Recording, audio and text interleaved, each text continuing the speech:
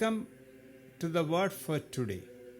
May the peace of our Lord Jesus Christ be with you. Emmaus is a hamlet near Jerusalem.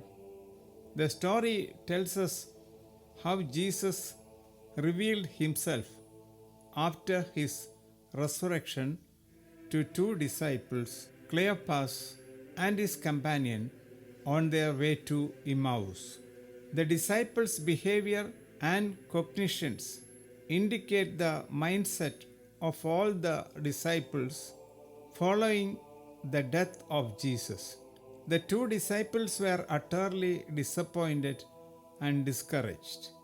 They thought that Jesus' life was a failure and his teachings unrealistic. They believed that he was thoroughly defeated and discredited in the eyes of the public. His disciples and friends left him and fled. They felt sad and guilty that they had deserted their master.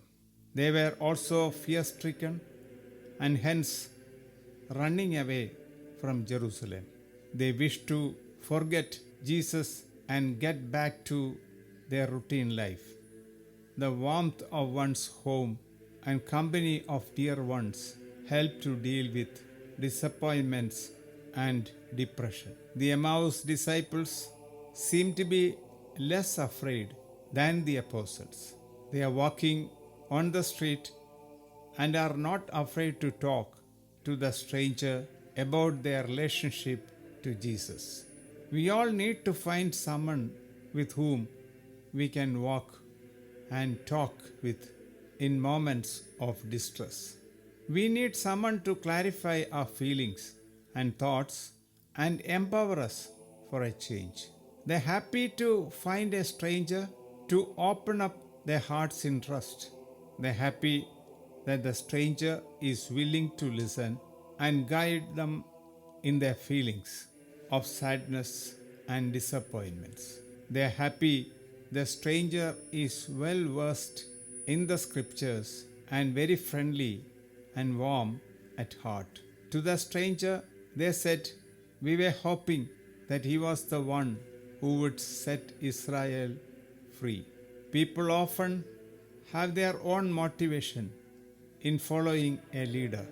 Real motives are buried deep within their unconscious. The disciples had preconceived notions of the Messiah. They expected Jesus to set their nation free from Roman domination. Their intentions were political and materialistic.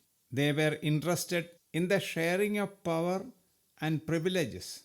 What they heard and saw from Jesus did not have an effect on their motivation. People join religious communities and organizations with ulterior motives hidden from their consciousness. While they say, "I want to follow Jesus," they actually want to feel secure materially, to be recognized among the people, and wield power over others. The internal hidden agenda is powerful enough to delete the minor changes made in one's decision to listening to the Word of God. They are changed by their powerful internal motivations and preconceived ideas.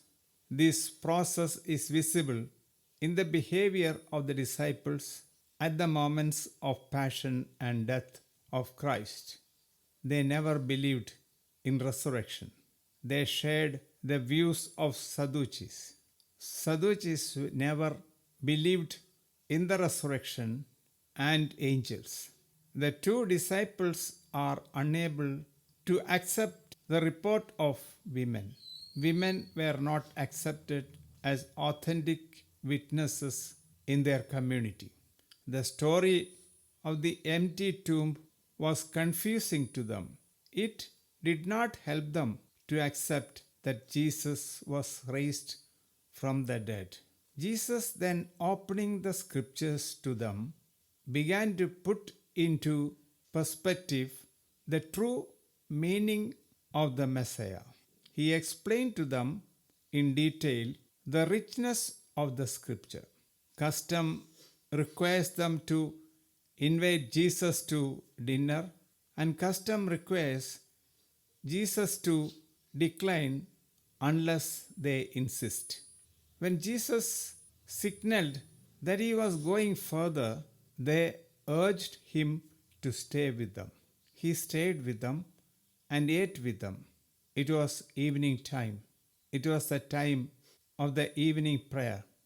Jesus, the stranger and guest, becomes the host at this table. When he was at table with them, took bread, blessed and broke it, and gave it to them. They recognized him in the breaking of the bread. But then he disappeared from their sight. When the dust is removed from the diamond, it will shine and sparkle. Once awakened to divine light, a person will shine in the glory of the divine light. Jesus' bodily presence is not needed.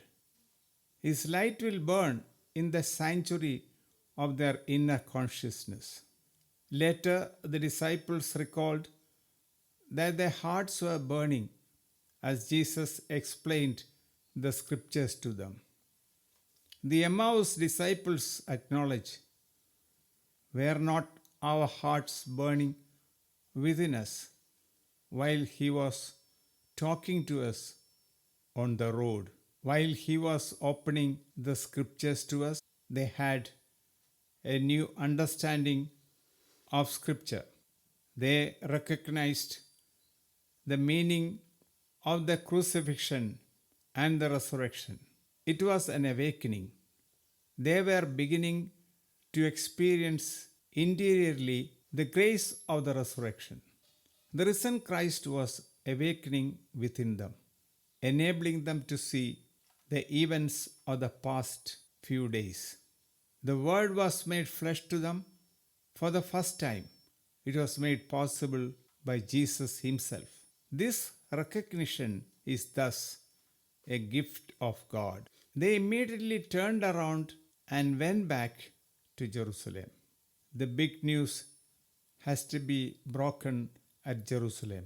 They could not keep the good news to themselves. The live encounter was a turning point in their lives. They instantly run back to the apostles. They listen to Peter. They then tell their story. We are invited to tell our stories about Jesus. We too follow Jesus without truly recognizing Him. We too are afraid of men and fail to take a stand for a just cause. Allow Jesus to talk to you and be your guest. Let Him open your eyes to divine light.